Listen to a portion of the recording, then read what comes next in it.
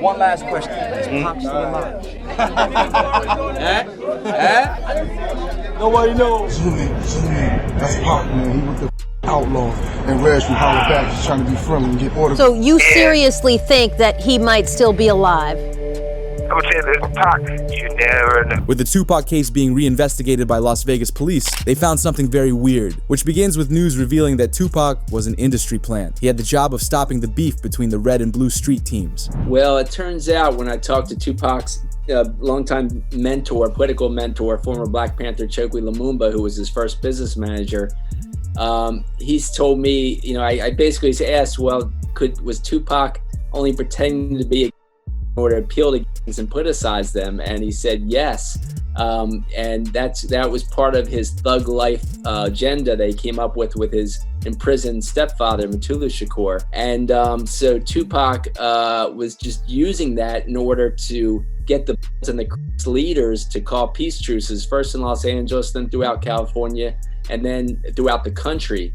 And that was why he was pretending to be this type. And really, he was just an intellectual prodigy. With the plan obviously not working, he suddenly passed. He was never truly about the street lifestyle. Even a famous writer who made a biography about Tupac claims he wasn't as tough as he portrayed. He was just playing a role, as he claimed that Tupac couldn't defend himself and didn't know how to use a firearm. Because he died because all these guys sold him this lifestyle idea, but he wasn't it. He couldn't fight. He had no athleticism. He didn't know how to shoot. He wasn't that guy, but he started to believe it. He method acted it. 100% method acted it. When you compare this new information to a 2010 interview with a rapper named Treach, things get weird. In 2010, Treach was interviewed about Tupac before a show. Back in the day, Tupac and Treach were close friends and worked on a couple albums together. But things got weird at the end of the interview when the cameraman forgot to stop recording. He pointed the camera at the ground and asked Treach when he last saw Tupac. So if you ain't ready for it, get on the sidewalk. One last question. Is Pac still alive? Nobody knows. Y'all good? Yeah, we good. Thanks a lot, man. We good. Last time I saw him, he was in church. The way he answered the question like it was normal made it seem weird. He was asked about his friend that had been gone for over a decade, but answered it like he saw him just last week. But 3 weeks later, after Treach's interview, a video leaked of what looks to be Tupac in Cuba. Zoom in. That's Pac, man. He was the outlaw. And Reg from Holler Back is trying to be friendly and get autographs. Holler Back exclusive, baby. Holler Back. This created the Tupac is alive in Cuba theory. To add to the suspicion of Tupac being alive, someone that was closest to him believes he's still alive. Suge Knight agrees that Tupac is alive and well. He said it multiple times in interviews across the last 2 decades. An interview from Knight makes a convincing case towards Tupac still being here. Tupac was apparently doing fine in the hospital before his passing, stating, "When I left that hospital, me and Tupac were laughing and joking. So I don't see how somebody can turn from doing well to doing bad." I mean, when I left that hospital, me and Pac was laughing and joking. So I don't see how somebody can turn from doing well to doing bad. So you seriously think that he might still be alive? I would say that Pac, you never know. But what's weird is Tupac was in a very deep sleep, according to the police. However, in a 2008 interview, he kept saying how Tupac was alive. So he was conscious on the way to the hospital? He was conscious on the way to the hospital. He was conscious in the ambulance. He was conscious after they did the surgery. What was the last thing that he said to you? They left. What's scary is only 2 weeks after the interview, Suge Knight was targeted at a club where a man used a firearm at him multiple times. However, Knight was hesitant to tell the police anything. He feared it was because he spoke about Tupac still being alive in an interview just weeks prior. However, Knight's son, Suge Knight Jr., did the same thing. As he called out Tupac for being alive in an Instagram post stating he was living in Malaysia, Jr. then posted a conversation where someone messaged him, "You said too much. It's time for you to go." We would then see Knight's son post a list of photos of Tupac alongside modern-day celebrities like 50 Cent and Beyonce. On the pic with Tupac and Beyonce, he captioned it, "He never left us, but they'll be after me soon." While some believe this was all a publicity stunt for his son to gain clout, others believe it's real, because they would be the ones to know the most about Tupac's situation, considering Knight was there on the night of it happening and he managed a lot of his life and career. Although new evidence from investigators suggests Tupac used Diddy to help fake his passing. Police revealed on November 18, 1995, Tupac was photographed with Diddy's baby mama, Sarah Chapman. Diddy described Sarah as being the one. She she's his dream girl. When she got with Tupac, Diddy didn't like it, as Tupac claimed that Diddy made an attempt on him back in the day but failed, as it was later swept under the rug. I believe so. I do believe so. I have proved things that I could say that will back up my claim, but this is not for the world to know about. You know what I mean? It's between me and him, and only he knows. So every time he say it didn't happen or that's the only thing that makes this become an issue to everybody. I was acting. Who gets shot 5 times in acts? Oh, I didn't get shot 5 times in A-Vision. I only got shot once because they found the bug. The police found him, but now they the cops. Now they doing detective work. With his first attempt being a failure, he tried again. In the Diddy trial, it was announced former cop claims Diddy had Tupac dealt with for $1 million. Suge retaliated, having Biggie dealt with. They claimed Diddy hired Keefe D to organize the hit on Tupac. After 20 years of being free after the crime, Keefe D was finally arrested, as he did an interview without knowing he was being recorded and confessed that Diddy was the lead behind the crime. On all 4 of those occasions, there's San Diego, Anaheim, Irvine, and Vegas. Which ones do you actually talk to Puffy at? Every one. Every one of them. Which of those 4 is it when you talk to him about Tupac? It was really about both of them. Either one. It was Tupac and Suge, you mean? Yeah. Shortly after that leaked to the public, Diddy was confronted on an interview about being responsible for Tupac's passing, which led to a very awkward moment. Now, it was this documentary that claimed, which we know wasn't true. Yeah, check this out. We don't talk about things that are nonsense. We don't even entertain nonsense, my brother. So we're not even going to go there, with all due respect, but I appreciate you as a journalist asking. Thank you. Because you listen, 7 years ago, I'd have been like, yo, did you hire somebody? But no, you do it like a journalist. Yeah, no, I mean, we wouldn't even get into nonsense like that.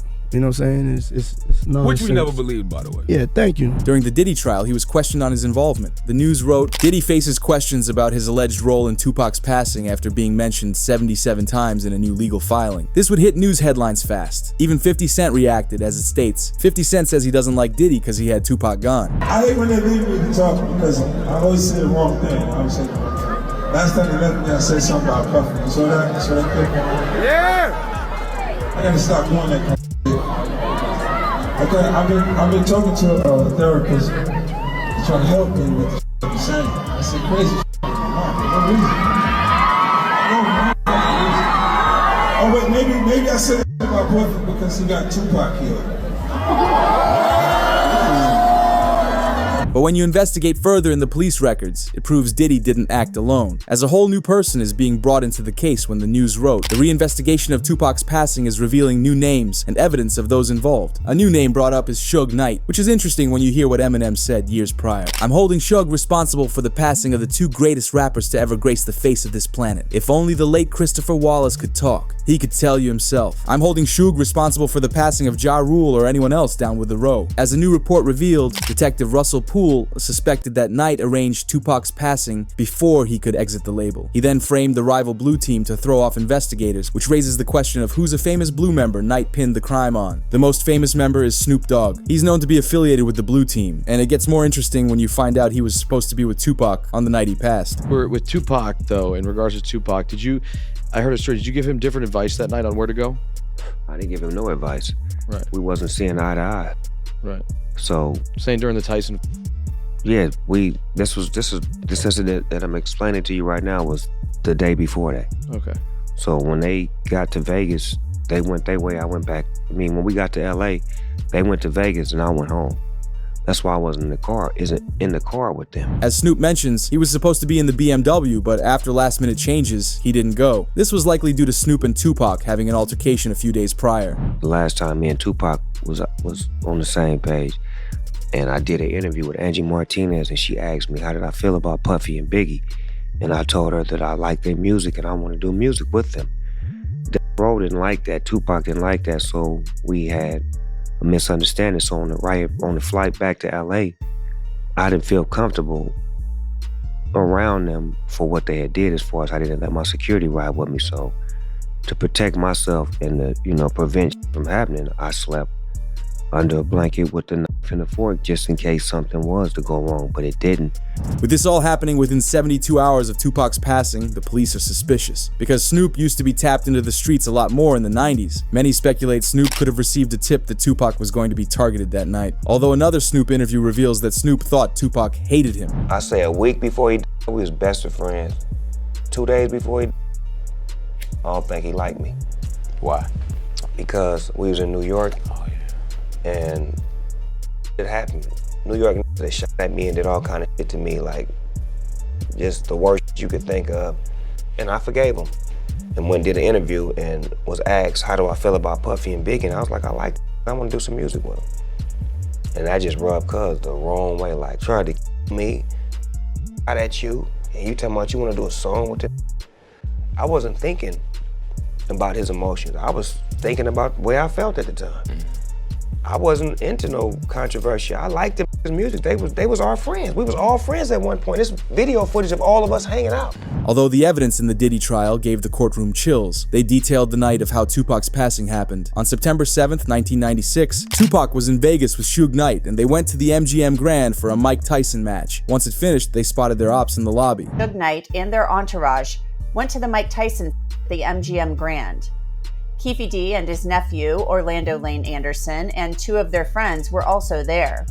Keefe D told LAPD Detective Greg Kading more than a decade ago, in a proffer that couldn't be used against him, the shooting was retaliation after Tupac jumped Orlando and beat him up at the casino. Surveillance cameras recorded the fight. Tupac was angry that Lane had stolen his necklace years prior in Compton.